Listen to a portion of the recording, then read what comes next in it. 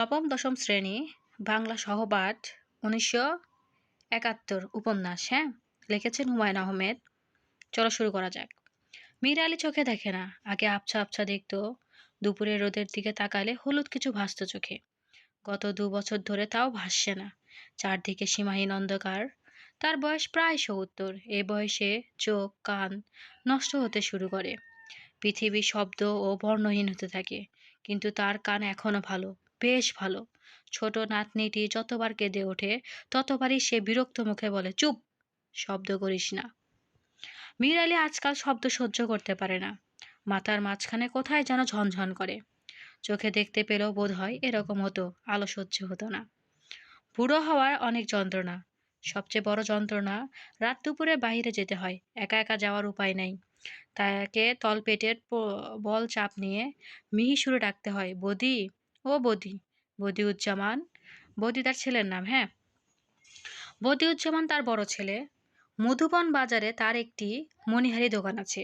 রোজ সন্ধ্যায় দোকান বন্ধ করে সে ৭ মাইল হেঁটে সে বাড়ি আসে।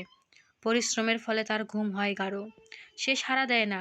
মীর আলী ডেকেই চলে, বদি, ও বদি। বদিউজ্জামান জবাব দেয় তার ছেলের বউ অনুফা। তাহলে বদিউজ্জামানের বউয়ের নাম হচ্ছে অনুফা। অনুফার গলার স্বর অত্যন্ত তীক্ষ্ণ। সে তীক্ষ্ণ স্বরে কানে এলেই মীর আলীর মাথা ধরে। তবু সে মিষ্টি সুরে বলে, ও বউ, একটু বাইরে যাওন দরকার, বদিরে উঠাও। অনুপা তার স্বামীকে জাগায় না, নিজেই কুপি হাতে এগিয়ে এসে শ্বশুরের হাত ধরে। বড় লজ্জা লাগে মীর আলীর, কিন্তু উপায় কি? বুড়ো হওয়ার অনেক যন্ত্রণা, অনেক কষ্ট। মীর আলী নরম স্বরে বলে, চাঁদনি রাইত নাকি ও বউ? জি না। চোখরে ফর্সা ফর্সা লাগে, মনে হয় চাঁদনি। না, চাঁদনি না, এইখানে বসেন, এই নেন বদনা। অনুফা দূর সরে যায়। মীর আলী ভারমুক্ত হয়। অন্যরকম একটা আনন্দ হয় তার। ইচ্ছা করে কিছুক্ষণ বসে থাকতে। অনুফা ডাকে, আব্বা যান, হয়েছে? হুম। ওঠেন, বইসা আছেন কেন? ফজরের ওয়াক্তের দেরি কত? দেরি আছে, আব্বাজান ওঠেন। মীর আলী অনুফার সাহায্য ছাড়াই উঠানে ফিরে আসে। দক্ষিণের দিক থেকে সুন্দর বাতাস দিচ্ছে। রাতের দ্বিতীয় প্রহর শেষ প্রায় বোধ হয়। একটা দু একটা দুটা করে শিয়াল ডাকতে শুরু করেছে। মীর আলী ঋদ্ধ গলায় বলে, রাইত বেশি বাকি নাই। অনুভা জবাব দেয়, জবাব দেয় না, হাই তোলে। একটা জল চৌকি দাও, উঠানে বইয়া থাকি। রা দুপুর রাইতে উঠানে বইবেন কি? যান, ঘুমাইতে যান। মীর আলী বাধ্য ছেলের মতো বিছানায় শুয়ে পড়ে। একবার ঘুম ভাঙলে বাকি রাতটা তার জেগে কাটাইতে হয়। সে বিছানায় বসে ঘরের স্পষ্ট অস্পষ্ট সব শব্দ অত্যন্ত মনোযোগ দিয়ে শোনে। বৌদি খুক খুক করে কাশছে। টিনের চালে ঝটপট শব্দ। কিসের শব্দ? বানর। চৌকির নিচে সবগুলো হাঁস একসঙ্গে প্যাক প্যাক করলো। বাড়ির পাশে শিয়াল হাঁটাহাঁটি করছে বোধ হয়। পরিবাণু কেঁদে উঠল। দুধ খেতে চায়। পরিবাণু হচ্ছে অনুফার মেয়ে। অনুফা দুধ দেবে না, চাপা গলায় মেয়েকে শাসাচ্ছে। বৌদি আবার কাশছে, ঠান্ডা লেগেছে নাকি? পরশুদিন ভিজে বাড়ি ফিরেছে, জ্বর তো হবেই।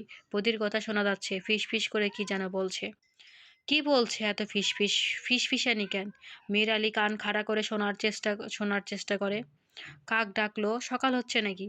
মীর আলী ভোরের প্রতীক্ষা করে। তার তলপেটা আবার ভারী হয়ে ওঠে। বদি, ও বদি। বদিউজ্জামান। কি? একটু বাইরে যাওন দরকার। বদি সারা শব্দ না করে পরিমাণও তরস্বর করে কাঁদে। দুধ খেতে চায়। ও বদি। বদিউজ্জামান। আসি আসি, তাড়াতাড়ি কর। আরে ধুত্তেরি, এক রাতে কয়বার যাওয়ান লাগে, মানে এক রাতে কয়বার বাইরে যেতে হয় এটা বলছে আর কি। ঠিক আছে। যুবতী প্রচন্ড একটা চর বসায় পরি বানুর গালে। বিরক্ত গলায় বলে, টর্চটা দাও অনুফা। অনুফা টর্চ খুঁজে পায়, কিন্তু অন্ধকারে ব্যাটারি খুঁজে পায় না। মীর আলী অপেক্ষা করতে করতে এক সময় অবাক হয়ে বুঝতে পারে যে তার প্রস্রাব হয়ে গেছে। বিছানার একটা অংশ ভেজা। সে অত্যন্ত বিচলিত বোধ করে। এর আগে তার কখনো হয়নি। আসেন যাই, যত ঝামেলা, দেখি হাতটা বাড়ান। বৌদি তার হাত ধরে। মীর আলী খুব দুর্বল ও অসহায় বোধ করে। এখন থাইকা ঘরের মধ্যে একটা পাতিলে প্রসাব করবেন, ঝামেলা ভালো লাগে না। আচ্ছা, আর পানি কম খাইবেন, বুঝলেন? আচ্ছা। বৌদি তাকে উঠানের এক মাথায় বসিয়ে দেয়। মীর আলী প্রসাব করার চেষ্টা করে, প্রসাব হয় না। ভোঁতা একটা যন্ত্রণা হয়। বৌদি হাঁক দেয়, কি হয়েছে? রাত শেষ করবেন নাকি? আর ঠিক তখনই মীর আলীর সামনে দিয়ে সরসর শব্দ করে কিছু একটা চলে যায়। কি এটা? সাপ। মীর আলী দেখতে ইচ্ছে করে। আরে বিষয় কি? ঘুমায়ে পড়ছেন নাকি? না, একটা সাপ গেল সামনে দিয়ে। আরে ধুত্তেরি সাপ, উঠেন দেখি। মনে হয় জাতির সাপ, বিরাট লম্বা মনে হইল। আরে ধুত, উইটা আসেন। মীর আলী উঠে দাঁড়ায়। আবার ঠিক তখন আজান হয়। মীর আলী হাসিমুখে বলে, আজান দিচ্ছে ও বৌদি, আজান দিচ্ছে। দিচ্ছে দিউক, ঘরে চলেন। এখন আর ঘরে গিয়ে কি করমু? গোসলের পানি দিয়ে গোসল সইরা নামাজটা পড়ি। বৌদি বিরক্ত গলায় বলে, অজু কইরা নামাজ পড়েন, গোসল কেন? শরীরটা পাক না, না পাক শরীর। আপনি থাকেন বইয়া, অনুফারে পাঠায়, যত ঝামেলা। মতিউজ্জামান তার বাবাকে একটি চৌকির উপর বসিয়ে ভিতরে চলে যায়। আর আসে না। পরিবাণু খ্যান খ্যান করে কাঁদে। মীর আলী বসে থাকে চুপচাপ। তার কিছুক্ষণ পর 50 জন সৈন্যের ছোট একটা দল গ্রামে এসে ঢোকে। মাস টাচ মাস টাচ না মার্চ টাচ মানে ১৯০০ ওই যে ২১শে সরি ২৬শে মার্চে যে মার্চ হয় না, সেটা বলছে মার্চ টাচ। এই মার্চ টাচ না, এলোমেলোভাবে চলা।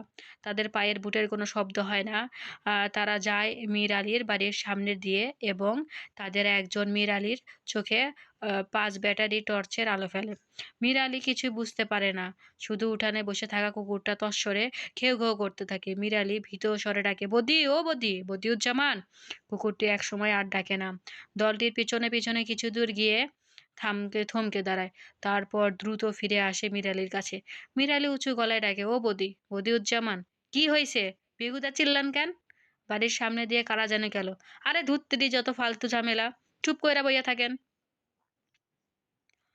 মীর আলী চুপ করে যায়। চুপ করে থাকে কুকুরটিও। নিম্ন শ্রেণীর প্রাণীরা অনেক কিছু বুঝতে পারে। তারা টের পায় তারা টের পায়। গ্রামের নাম নীলগঞ্জ। ১লা মে ১৯৭১ সাল। ক্ষুদ্র সৈন্যবাহিনীর অধিনায়ক একজন মেজর এজাজ আহমেদ।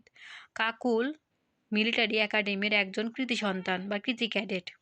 বাড়ি পেশোয়ারের এক অখ্যাত গ্রামে। তার গ্রামের নাম রেশোবা।